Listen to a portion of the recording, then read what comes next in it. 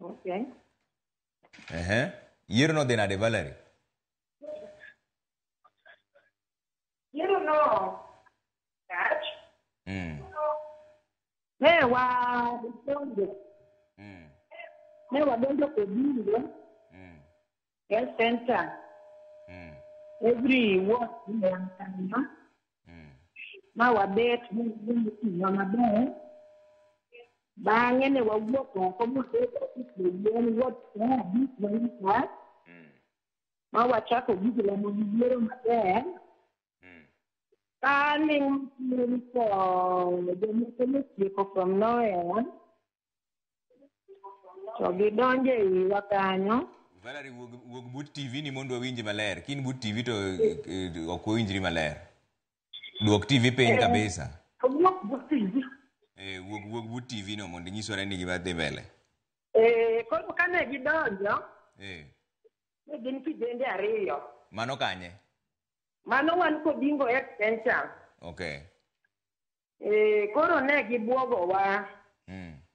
To ka gidonjo to kijende mane ni kanyo ji ochako chich kodgi nikech peses gi nok giwane ka gin peses monego bed ni bet kanyo. To ji nochich kodgi. To nomakgi.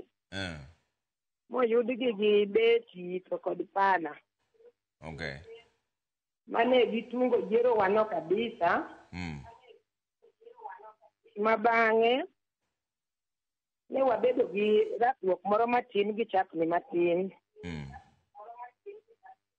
Koro bang'e no ne wawuok Kobingo. Mwaduogo Juakali Papondisiol. Uduogo Paponditi. Security police ne oduogo bedo kodwa. Ma Paponditiol Juakali koro ne waduogo kanyo jowuod ema Nyakach. Mane watimo yiero maber kabisa. Okay. Kendo gi kwe. Erokamano Valerie. Koro mano ginyalo bedo. Hai, erokamano. Jaduong' Oluor, ang'o minyalo tim mondo mi gigi koro owe timore? Iselero maber gik ma kelo chochni seche moko e yiero. Ang'o kumila mane minyalo mi kata joyiero kata joma biro makelo tulo kuonde ma yiero nitie? Mondo mi obed kaka ranyisi ne jomodong' mondo gima kamano kik timre. Mokwongo adwa go erokamano ni Valerie kuom miwa report kaka gik moko notimore. Omiyo jowinjo gi joneno